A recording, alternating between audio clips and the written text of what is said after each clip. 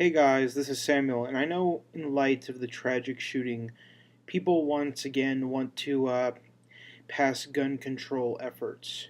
What you have to understand, folks, is that you can't have black and white gun laws. Not all areas are the same. Not all situations are the same. There are different environments. And a lot of these people in Washington, D.C., when they're, proposing these laws, don't take into the account the possibilities of who they're affecting and what they're affecting.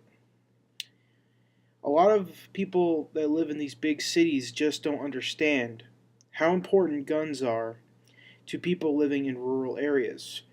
And it's very troubling, especially when, a presidential campaign says something like rural America is becoming less and less important, and a lot of lawmakers aren't even taking into consideration rural areas anymore. They don't know what it's like to have family members who have been viciously mauled by mountain lions. They don't know what it's like to lose an entire month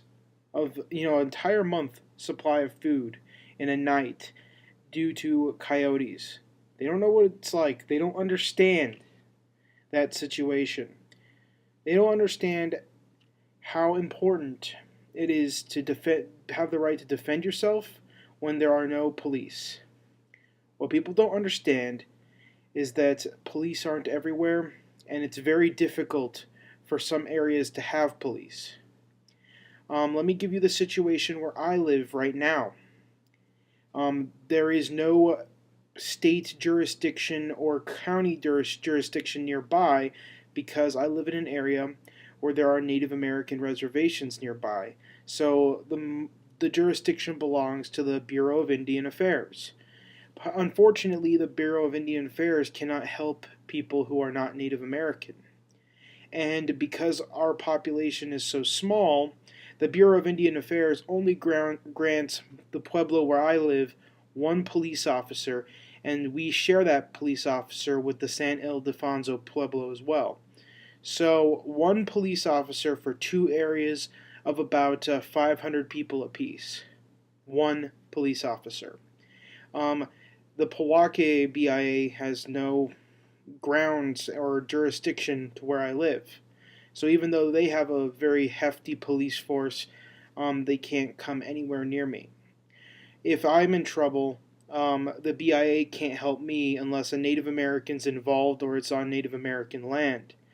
That means if I have issues with a robber, or if I'm being mugged, or if someone's being raped, they would have to wait almost an hour for the Santa Fe County Police to drive all the way from Santa Fe to where I live. So police are not an effective replacement. They don't help. They're not a good way to solve things. So when you live in areas, and this is a lot of America, a big majority of America, I mean in terms of geography, not in terms of population, you have an issue with police not being able to handle this, and there's no way that they could, not only due to jurisdiction issues, but the fact that it's just a massive amount of land that they would have to cover. There needs to be a very important right to defend yourself when you're living in a rural area, and especially your property. A lot of people out here grow their own food and have their own chickens for eggs. They have their own cows, for milk and food, and they can't lose one of those things because that's like years or months supply of food gone. If you lose one chicken, just one, to a coyote, and you're not prepared, you don't have backup, um, that could be a whole month worth of food or a whole person's month's worth of food. That means that you'll have to divvy up your supply, etc., etc.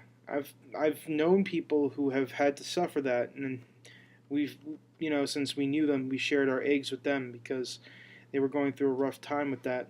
But I know a lot of farmers that have been in that situation, and a lot of farmers that have gotten out of that situation because they were able to kill the coyote.